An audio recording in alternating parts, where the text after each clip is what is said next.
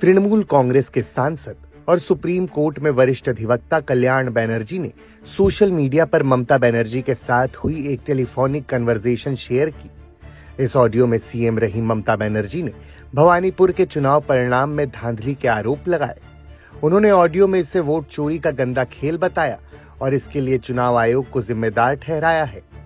इस बातचीत में ममता बनर्जी दावा कर रही हैं कि वो बीजेपी के शुभेंदु अधिकारी के खिलाफ काउंटिंग में 16वें राउंड तक आगे थी, जबकि केवल कुछ ही राउंड बाकी थे।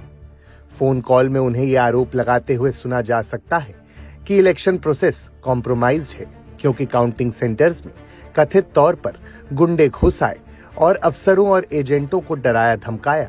ममता बनर्जी का आरोप है कि उनके साथ भी मारपीट हुई है। उन्होंने चुनाव आयोग, सीआरपीएफ और स्थानीय चुनाव अधिकारियों पर भी आरोप लगाया कि वे दिल्ली के निर्देश पर बीजेपी को फायदा पहुंचाने के लिए काम कर रहे थे।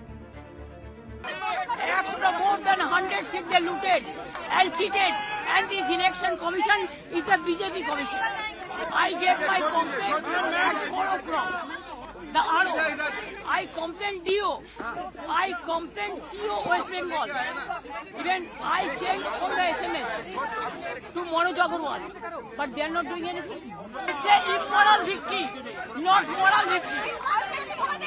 Immorally, whatever election commission has done with the central forces and Prime Minister and Home Minister, it is totally illegal.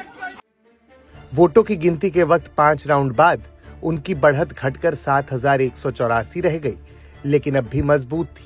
14वें round के अंत तक ये बढ़त घटकर सिर्फ 4,000 वोट के आसपास रह गई, जिससे मुकाबला बेहद रोमांचक हो गया। इसके बाद मतगणना रोक दी गई और एक टीएमसी एजेंट को हटाए जाने के आरोप सामने आने लगे। ये ममता बनर्जी के लिए 2021 के नंदीग्राम चुनाव जैसा ही पल था, जब वो शुभेंदु अधिकारी से आगे थी, लेकिन 2 घंटे की बिजली कटौती के बाद स्थिति बदल गई थी। इस बार भी वो तुरंत मतगणना केंद्र पहुंची, जहां पहले से ही शुभेंदु अधिकारी मौजूद थे। भवानीपुर का ये नतीजा इसलिए भी खास रहा क्योंकि इसे बनर्जी की सबसे सुरक्षित सीट माना जाता था। शुभेंदु अधिकारी की जीत ने इस धारणा को तोड़ दिया और राज्य में बीजेपी के बढ़ते प्रभाव का संकेत दिया।